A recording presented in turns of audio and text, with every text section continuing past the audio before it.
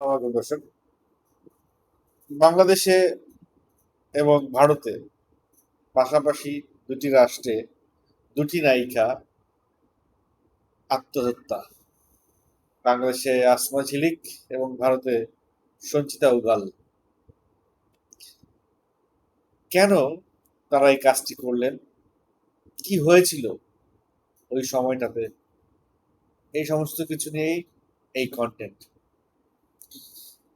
বাংলাদেশে আসমা ঝিলিক, যে শাকিব খানের রংবাজ সিনেমায় কাজ করেছিল, কয়েকটি মিউজিক ভিডিও এবং অসংখ্য নাটকে অভিনয় করেছে, তার মৃত্যুতে মুন্না খান তার ছবি সহ একটা স্ট্যাটাস দিয়েছে শোক প্রকাশ করে। আর অনেকেই দেখলাম ফেসবুকে লিখেছে। মৃত্যুর দিন আসমা ঝিলিকের হাজবেন্ড অসুস্থ হওয়াতে বাংলাদেশ মেডিকেলে তাকে নিয়ে যাওয়া হয়। সেখানে 8 তলার একটা ক্যাবিনে তিনি ভর্তি থাকেন। তো সেদিন সে সুস্থ বাড়ি ফিরবে, ফোন করে আসমা ঝিলিক তার বোনের কাছে টাকা চায়। তার 1 ঘন্টা পরেই ছাদ থেকে লাফ দিয়ে আসমা ঝিলিক মারা যায়। কেন এই সুইসাইডটা তিনি করলেন? যদিও তার হাজবেন্ডের আগের ঘরের সন্তান এবং তার ভগ্নিপতি এসেছিলেন তার সঙ্গে দেখা করবার জন্য। অর্থাৎ আসমা ঝিলিক যাকে বিয়ে করেছে, আসমা ঝিলিক তার দ্বিতীয় স্ত্রী। তো পারিবারিক কলহ তো থাকবেই সেখানে, স্বাভাবিক। সেই কলহ থেকে বাগবিতণ্ডা এবং একটা পর্যায়ে গিয়ে সে 8 তলা থেকে লাফিয়ে পড়ে। ঝিলিকের ভাই ঝিলিকের হাজবেন্ডের নামে মামলা করেছে। হাজবেন্ডকে রিমান্ড শেষে আদালতে জেল হাজতে পাঠানো হয়েছে, যদিও হাজবেন্ড জামিন চায় নাই। এবং সে রিমান্ডে এই সুইসাইডের সঙ্গে তার সম্পৃক্ততার কথা স্বীকার করেছে।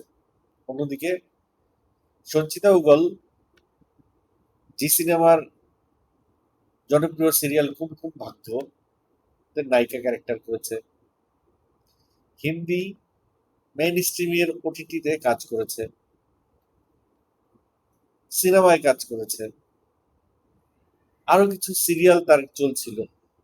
মোটামুটি একটা খুব ভালো একটা পজিশন তার, 22 বছর মাত্র বয়স। এরকম একটা সিচুয়েশনে সে তার রুমে গিয়ে নিজের শাড়িতে নিজে ঝুলে পড়ে। এবং তার পরিবার যখন দেখে রুমের দরজা খুলছে না, তখন প্রতিবেশী সহায়তায় তাকে রুম থেকে বের করে হাসপাতালে নিয়ে গেলে হাসপাতাল কর্তৃপক্ষ মৃত বলে ঘোষণা করে। এখন কথা হচ্ছে, এই যে ভারতের বা বাংলাদেশে তারকারা কেন খ্যাতির একটা শীর্ষে গিয়ে, বা খ্যাতির যখন সে খুব ভালো কাজ করছে বা খুব ভালো আছে এই সময়ে গিয়ে কেন আত্মহননের পথ বেছে নেয়? সালমান শাহ থেকে শুরু করে লাস্ট হুমায়রা হিমু বাংলাদেশে, এবং ভারতের বিদ্যা বালান বলছি, দিব্যা ভারতী, তারপরে সুশান্ত সিং রাজপুত, অনেক বড় বড় তারকা আত্মহননের পথ কেন বেছে নেয়? পুরো দেশ যখন তাদের দিকে তাকিয়ে থাকে, লক্ষ লক্ষ ফলোয়ার যখন তাদের কাছে যেতে চায়, তখন তারা কেন সবার কাছ থেকে দূরে সরে যাওয়ার সিদ্ধান্তটা নেয়? আসলে শাহরুখ খানের একটা বক্তব্য বা একটা ইন্টারভিউ শুনেছিলাম। তিনি সেই ইন্টারভিউতে বলেছিলেন যে যারা কম প্রতিভাবান তারা খুব গুছিয়ে চলাফেরা করে, আর যারা খুব প্রতিভাবান তারা একটু অগোছালো হয়।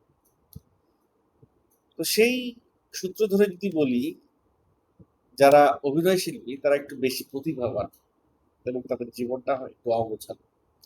সেই সঙ্গে আরো একটা জিনিস অ্যাড করতে হবে, তারা ইমোশনাল হয় প্রচন্ড। শিল্পী বলতেই প্রচন্ড ইমোশনাল হয়, এবং ইমোশনাল ব্যক্তিরা খুব সহজেই যে কোনো সিদ্ধান্ত নিয়ে ফেলে, যে কোনো কঠিন সিদ্ধান্ত নিয়ে ফেলে। আমি আমার লাইফে একটা খুব ইমোশনাল একটা ফ্রেন্ড পাইছিলাম, যে আমার সামনেই, আমার চোখের সামনে 6 তলা থেকে লাফ দিতে গিয়েছিল, এবং তাকে আমি যদি না ধরতাম সম্ভবত সে 6 তলা থেকে লাফ দিত। বিষয়টা প্রেম ঘটিত, স্রেফ প্রেম ঘটিত। তার গার্লফ্রেন্ড তাকে ছেড়ে দিতে বলছে আর সে ছাড়তে পারছে না, এরকম একটা বিষয়। তো শুধু যে প্রেম ঘটিত বিষয়ে এরকম ঘটনা ঘটে তা না, বিষয়টা আসলে হচ্ছে আস্থার, বিশ্বাসের। মানে কাছের মানুষ যখন বিশ্বাস ভঙ্গ করে, সেই বিশ্বাসঘাতকতা নিতে পারে না একজন ইমোশনাল শিল্পী। এটা সে সহ্য করতে না পেরে নিজেকে সে আর কন্ট্রোল রাখতে পারে না। সে নিজেকে হয়তো খুব একা মনে করে, খুব বঞ্চিত, প্রতারিত, এবং তার আর বেঁচে থাকার কোনো উদ্দেশ্য, বেঁচে থাকার কোনো কারণ সে খুঁজে পায় না।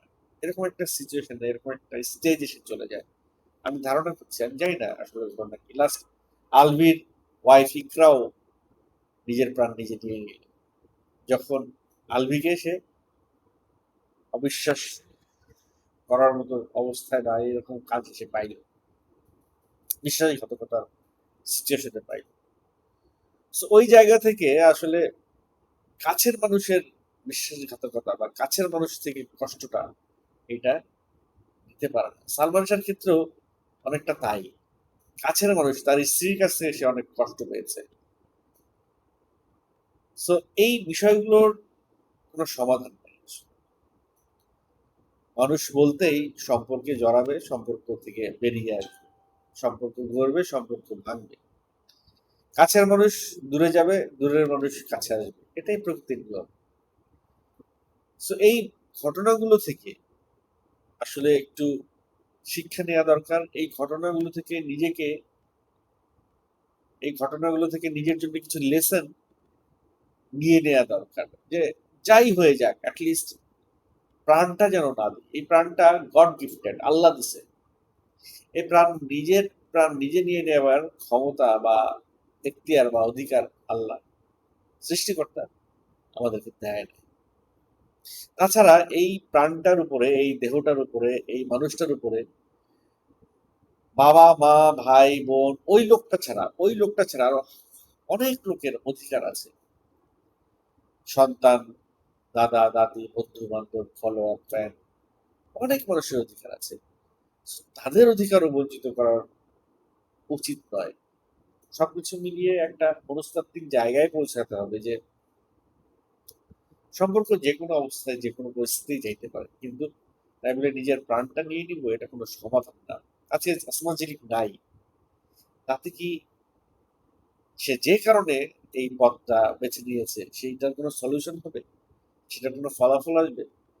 বা সঞ্চিতা উগাল, ভারতের যে মেয়েটি চলে গেল, সে যে কারণে নিজের প্রাণটা নিজে নিয়ে নিল, সেই সমস্যাটার কি সমাধান হবে?